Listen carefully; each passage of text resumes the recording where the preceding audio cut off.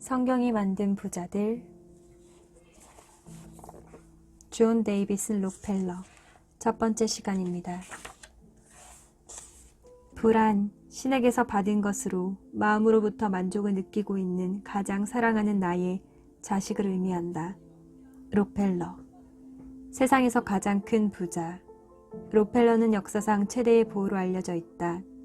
영국의 철학자 버트런트 러셀은 현대를 만든 사람들 중에 가장 두드러진 공을 세운 사람으로 록펠러와 비스마르크를 뽑았다.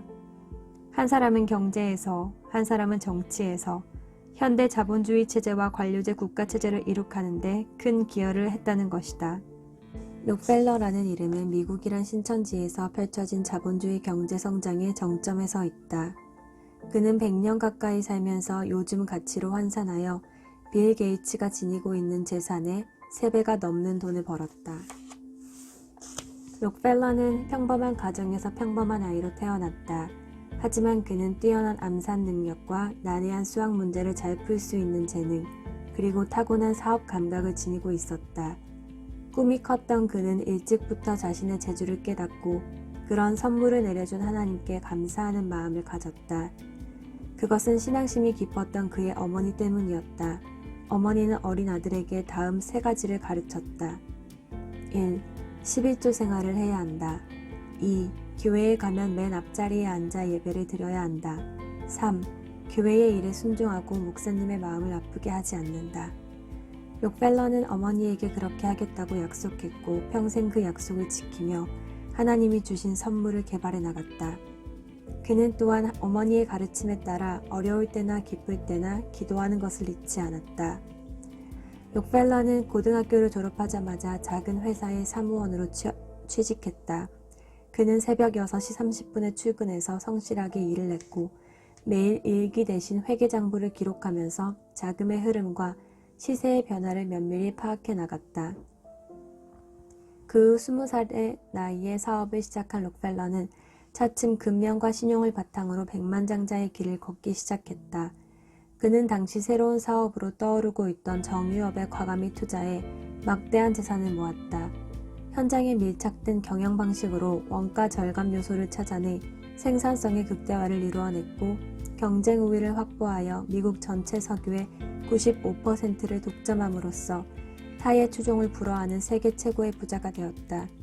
그는 억만장자가 되었지만 한 푼도 함부로 쓰지 않는 근검 절약 정신을 평생 실천하며 살았다. 사업뿐만 아니라 가족에게도 엄격했던 그는 그것이 옳은 일이라고 굳게 믿는 신념의 사람이었다. 그는 노년에 이르러 사업에서 손을 떼고 오직 자선사업에만 전념했다. 그는 자선사업도 다른 사업만큼이나 엄청난 노력이 필요하다는 사실을 깨달았다. 정말로 도움이 필요한 곳을 찾아내는 것은 돈 버는 일만큼 어려웠던 것이다. 그는 집중적으로 치밀하게 자선사업을 벌임으로써 역시 록펠러답다는 말을 들으며 록펠러 가문의 토대를 다졌다. 훗날 그는 다음과 같이 말했다. 나는 돈 버는 능력을 신으로부터 받은 재능이라고 믿고 있다. 이런 선물을 받은 나로서는 돈을 벌고 다시 불려서 얻은 돈을 양심의 지시에 따라 사람들에게 도움이 되도록 쓰는 것이 나의 의무라고 믿는다. 기업가의 사회적 역할이 분명하지 않았던 시절 록펠러는 사회사업을 통해 자신의 부가 정당한 방법으로 이루어졌다는 것을 세상 사람들에게 인식시켰다. 그의 아들 록펠러 2세도 아버지의 유업을 이어받아 록펠러 센터 등 많은 기관들을 설립하여 자선사업을 하는 한편 아버지가 남긴 막대한 자금과 방대한 인맥을 바탕으로 전 세계적인 네트워크를 구축해 록펠러가의 전성기를 이끌었다. 천만인이 나를 둘러 치려 하여도 나는 두려워 아니하리이다. 시편 3편 6절. 어린 시절. 목표를 높은 곳에 두어야 합니다. 똑같은 노력이지만 이미 목표를 크게 가진 사람은 큰 곳을 향한 노력이 되는 것이고 먹고 사는 일에 급급한 사람은 뜻이 작기 때문에 작은 노력이 되고 마는 것입니다. 자신에게 내재되어 있는 무한한 능력을 꺼내 쓰기 위해서 가장 중요한 것은 얼마나 높은 목표를 갖느냐 하는 것입니다. 스스로 못할 것이라는 생각은 스스로를 속이는 가장 큰 거짓말임을 명심하시기 바랍니다. 록펠러. 2센트의 헌금. 록펠러는 1839년 7월 8일 미국 뉴욕의 농촌에서 농부의 아들로 태어났다. 그는 가난하게 자라났지만 어머니로부터 훌륭한 신앙교육을 받고 자란 탓에 훗날 세계에서 가장 큰 부자가 되었다. 록펠러가 6살 되던 해의 일이다. 주일날 어머니가 어린아들에게 말했다. 존, 너는 이제 6살이 되었다. 오늘부터는 너 혼자서 교회에 다니도록 해라. 그러면서 존의 손에 처음으로 20센트의 용돈을 쥐어주었다. 존은 그 돈을 받아들고 기뻐하며 호주머니에 넣었다. 그러자 어머니는 엄숙한 얼굴로 말했다. 존, 그 돈을 꺼내보거라. 존은 영문을 몰랐지만 어머니가 시키는 대로 다시 돈을 호주머니에서 꺼내 들었다. 어머니는 아들의 손을 잡고 말했다. 20센트는 분명히 엄마가 너에게 준 것이다. 하지만 너는 이 돈을 함부로 다 써서는 안 된다. 이 안에는 내가 하나님에게 바쳐야 할 몫이 있기 때문이다. 20센트의 10분의 1인 2센트는 하나님의 몫이란다. 어머니는 2센트를 따로 떼어낸 헌금 봉투에 담아주며 이것이 11조라는 것이고 앞으로 돈이 생기면 가장 먼저 하나님께 드릴 11조를 반드시 따로 떼어 놓아야 한다는 것을 가르쳐 주었다. 오늘 교회에 가면 제일 먼저 11조로 2센트를 바쳐라. 존은 그날 혼자 교회에 가서 11조를 바치고 예배를 드렸다. 찬송가를 부르고 목사님의 설교를 듣는 동안 어린 가슴에 왠지 모를 기쁜 마음이 솟아올랐다. 그 후로 그는 교회에 나가는 것과 11조를 바치는 것을 가장 큰 기쁨 중 하나로 여기게 되었다. 2개의 주머니. 어린 시절 록펠러는 집안일 외에도 농사를 짓는 이웃집에 감자를 캐는 일도 거들었다. 어머니가 자립정신을 길러주기 위해 그에게 일부러 고된 일을 시킨 것이었다. 며칠 동안 이웃집에 감자를 캐준 존은 생전 처음 돈을 벌게 되었다. 이웃집 농부가 1달러 50센트를 존에게 준 것이다. 존, 수고 많았다. 어린 것이 신통하기도 하지. 고맙습니다. 존은 농부에게 인사를 하고 신이 나서 집으로 달려왔다. 그는 자신이 번 돈을 어머니께 드리며 자랑스러워했다. 그러자 어머니는 존에게 미리 준비한 듯한 2개의 주머니를 내밀고 말씀하셨다. 이 작은 주머니에는 네가 번 돈 10개 중에 하나를 넣었다가 하나님께 드려라. 그리고 나머지 돈은 이 큰 주머니에 넣어두었다가 쓰도록 해라. 알았지? 네, 어머니. 록펠러는 2개의 주머니에 돈을 나누어 넣었다. 이후 그는 주말이 되면 어머니의 가르침을 따라 작은 주머니에 넣었던 돈을 꺼내 들고 교회에 나갔고 하나님께 11조를 바치는 습관을 갖게 되었다. 칠면조 키우기. 존이 7살 때의 일이다. 그는 어느 봄날 농장 덤불에 칠면조 암컷이 드나드는 것을 보았다. 칠면조는 시냇가를 지나 숲속 둥지로 조심스럽게 돌아가고 있었다. 호기심이 많은 존은 살금살금 칠면조의 뒤를 따라갔다. 그러나 어느 순간 칠면조는 존이 뒤따라온다는 것을 눈치채고 재빨리 덤불 속으로 사라져버렸다. 존은 다음날 다시 그 자리로 가서 칠면조를 찾았다. 하지만 칠면조는 전날처럼 다시 존을 따돌렸다. 존은 실망하지 않고 끈질기게 칠면조를 추적했고 몇 번의 실패 끝에 둥지를 찾아냈다. 그리고 마침내 칠면조를 붙잡아 알과 함께 헛간으로 가져오는 데 성공했다. 어머니는 존에게 이렇게 말씀하셨다. 존, 칠면조가 알을 까면 새끼들을 잘 길러보거라. 야생 칠면조는 헛간에서 알을 품었고 얼마 후 알을 까고 예쁜 칠면조 새끼들이 나왔다. 그는 먹다 남은 빵 조각, 굳은 우유를 모이로 주거나 들판에 나가서 메뚜기 따위의 곤충을 잡아다 먹이며 정성껏 칠면조 새끼들을 길렀다. 가을이 되자 칠면조는 아주 큰 몸집을 가지게 되었다. 그때 어머니가 또 이렇게 말씀하셨다. 존, 칠면조를 시장에 내다 팔아라. 그러면 네 용돈이 되고도 남을 거야. 존의 첫 번째 돈벌이 사업은 그렇게 시작되었다. 늘 근검절약을 강조하던 어머니가 아들에게 자립정신을 가르치기 시작한 것이다. 존은 다음 해에는 칠면조 암컷을 몇 마리 사다가 더 많은 알을 부화시켜 더 많은 돈을 벌었다. 그렇게 3년 동안 칠면조를 길러서 모은 돈이 50달러나 되었다. 어머니는 그 돈을 이웃집 농부에게 7%의 이자를 받고 빌려주게 했고 1년 뒤 존은 원금과 함께 3달러 50센트의 이자를 받게 되었다. 어린 존은 큰 감동을 받았다. 3달러 50센트. 그 그 돈은 그가 하루 10시간씩 열흘을 감자를 깨야 받을 수 있는 금액이었던 것이다. 그때 어린 존은 돈이 어떻게 이익을 만들어내는지 알게 되었다. 훗날 록펠러는 자서전에 다음과 같이 썼다. 그때부터 나는 내가 돈을 위해 일할 것이 아니라 돈이 나를 위해 일하도록 해야겠다는 결심을 했다. 10만 달러의 가치를 지닌 사람. 존의 어머니가 신앙적인 면에서 아들을 가르쳤다면 아버지는 보다 현실적인 면에서 아들을 가르쳤다.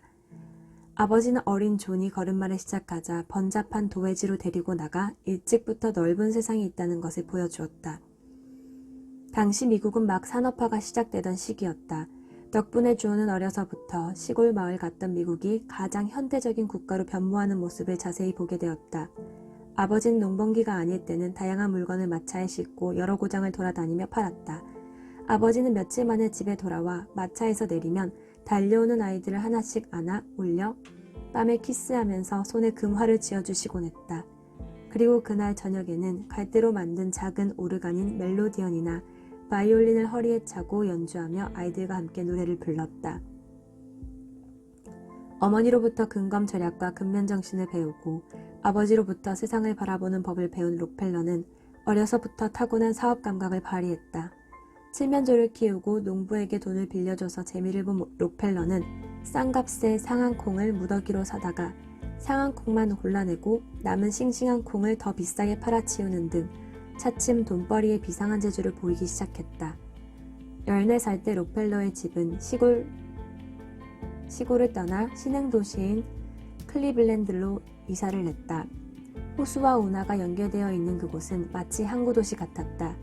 보드는 사람들로 북적거리고 지저분했으며 돛을 올리고 배들이 승객과 화물을 싣고 오갔다. 록펠러는 종종 학교 공부가 끝난 후에 부두를 거닐며 교역이 이루어지는 현장을 지켜보았다. 그럴 때마다 그는 어린 시절 아버지를 따라 도회지로 나가 세상 물정을 익힐 때의 기억을 떠올리며 자신의 앞날을 그려보았다.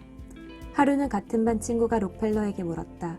존, 너는 장차 뭐가 되고 싶니? 소년 록펠러는 망설임 없이 대답했다. 나는 10만 달러의 가치를 지닌 사람이 되고 싶어. 나는 꼭 그렇게 될 거야. 당시 10만 달러는 집을 몇 채, 아니 몇십 채 살 수 있을 정도로 큰 돈이었다. 어머니와의 3가지 약속. 록펠러가 세계 최고의 부자가 되었을 때 한 신문 기자가 찾아와 물었다.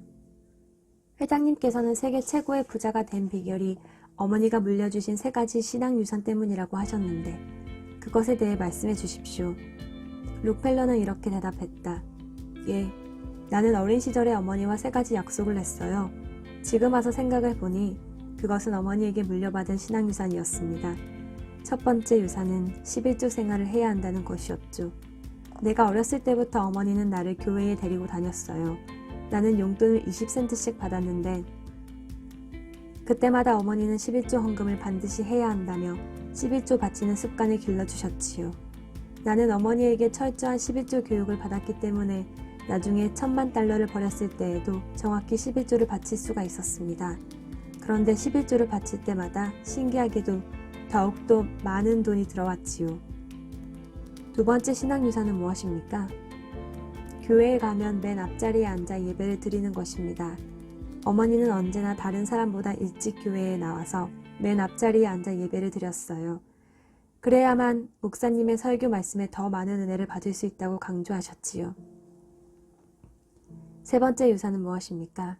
그것은 교회의 일에 순종하고 목사님의 마음을 아프게 하지 말라는 가르침입니다. 어머니와의 약속 이후 나는 조금 마음에 들지 않는 일이 있어도 목사님의 마음을 따랐고 목사님의 말씀을 따랐고 어떤 일이든지 교회에서 정한 일은 불평하지 않고 항상 순종한다는 원칙을 지켰습니다. 맡은 자들에게 구할 것은 충성이니라. 고린도전서 4장 2절. 청년 시절, 행복으로 가는 길은 단순한 2 원리에 있다. 자신에게 흥미를 불러일으키는 것, 그리고 자신이 잘 해낼 수 있는 것이 무엇인지 알아내라. 그것이 무엇인지 알았으면 모든 정신, 에너지, 야망, 타고난 능력을 거기에 쏟아부어라. 록펠러. 첫 직장. 이제 록펠러는 고등학교를 졸업하고 직장을 구할 나이가 되었다.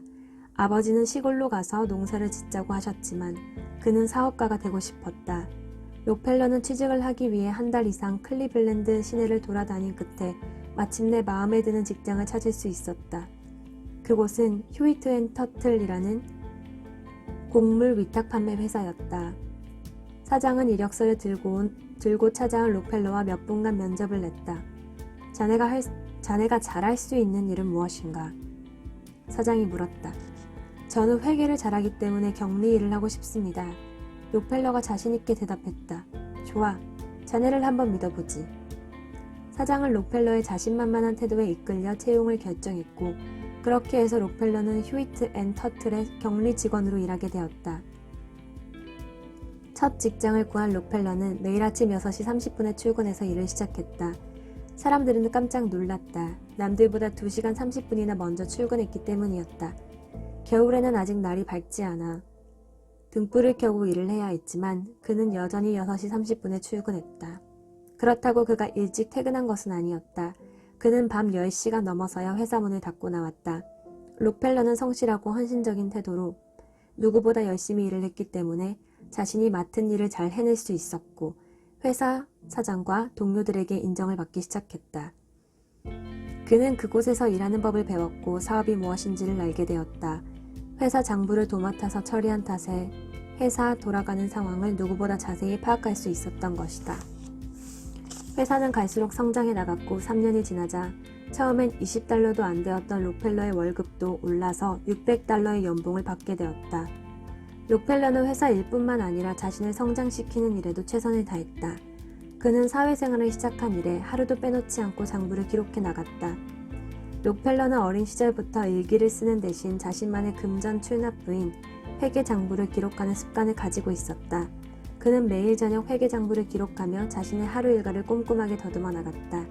따라서 장부에 적힌 숫자는 그에게 하루하루의 기록이자 반성이나 마찬가지였다. 록펠러는 일정한 봉급을 받는 직장인이었지만 교회의 가난한 신도들과 학비가 없는 가난한 아이들을 위해 많은 돈을 헌금했다. 또한 동생들에게 선물을 사다 주고 돈을 빌려주는 일이 많았다. 록펠러는 교회에 헌금을 내거나 가족을 돕는 일, 그리고 이따금 옷을 사는 데 지출하는 것 말고도 개인적으로는 거의 돈을 쓰지 않았다. 그의 장부를 보면 그가 얼마나 절약하는 생활을 했는지 잘 알 수 있다. 그는 갈수록 재산이 늘어나는 자신의 장부를 보며 항상 부자가 되는 꿈을 꾸었다. 그는 수입이 늘어나는 이유를 이렇게 설명하곤 했다. 내 수입이 늘어난 것은 내가 돈을 벌면 하나님이 좋아하는 일을 하실 줄 아시고 축복을 더 주셨기 때문이다. 첫 사업에서 성공하다. 1858년 19살이 된 록펠러는 3년째 근무하던 회사를 그만두기로 결심했다. 그동안 자신이 직접 회사를 경영할 수 있을 정도로 많은 것을 배웠다고 판단했던 것이다. 그때 마침 모리스 클라크라는 사람이 록펠러에게 사업을 같이 해보자는 제안을 해왔다. 두 사람은 곧바로 의기투합하여 회사를 차리기로 약속했는데 문제가 있었다. 바로 돈이었다. 클라크는 각각 $2,000씩 투자하자고 제의를 했지만 록펠러의 수중에는 단지 $800만이 있었을 뿐이었다. 록펠러는 모자라는 돈은 아버지에게 빌리기로 했다. 아버지는 선뜻 돈을 빌려주겠다고 약속했다. 그러나 록펠러의 능력을 떠보기 위해 10%의 비싼 이자를 낼 것과 21살이 되는 1년 반 후에는 원금을 갚아야 한다는 것을 조건으로 내세웠다. 돈을 벌 자신이 있던 록펠러는 군말 없이 동의했고 아버지는 아들과의 이 계약을 아주 흡족하게 생각했다. 1859년 3월 록펠러는 부둣가의 허름한 창고 건물에 사무실을 차렸다. 록펠러의 회사는 육류, 곡식, 어류, 석고, 대리석 등 클리블랜드에서 거래되는 거의 모든 물품을 취급했다. 사업 초창기에 록펠러의 회사는 회사 자금 전부를 투자해 배 한 척 분량의 곡물을 사들였는데 공교롭게도 엄청난 태풍이 불어닥쳤다. 록펠러는 이틀 동안 집에도 들어가지 못하고 사무실에서 기도를 하며 배가 무사히 항구에 들어오기만을 기다렸다. 다행히 태풍은 멎었고 배는 늦게나마 온전하게 물건을 싣고 항구로 들어왔다. 록펠러는 하역 작업이 무사히 끝나자 긴장이 풀려 심한 몸살을 앓았지만 식구들에게는 아무 말도 하지 않았다. 록펠러의 회사는 첫 해에 $4,400, 다음 해에는 1만 7천 달러의 흑자를 기록하며 급성장했고 클리블랜드에서 가장 신용평가가 높은 회사 중 하나가 되었다. 록펠러가 사업을 확장시키기 위해 대출을 신청하면 은행에서 별다른 조건 없이 승인해줄 정도였다. 그때 록펠러는 세상을 다 얻은 듯했다. 그러나 이제 갓 20살이 된 이 청년은 하나님께 겸손함을 달라고 기도했다. 내 자신을 돌아보고 조심하지 않으면 실패하게 됩니다. 항상 겸손할 수 있도록 도와주세요. 존 데이비스 록펠러. 성경이 만든 부자들. 오늘은 여기까지.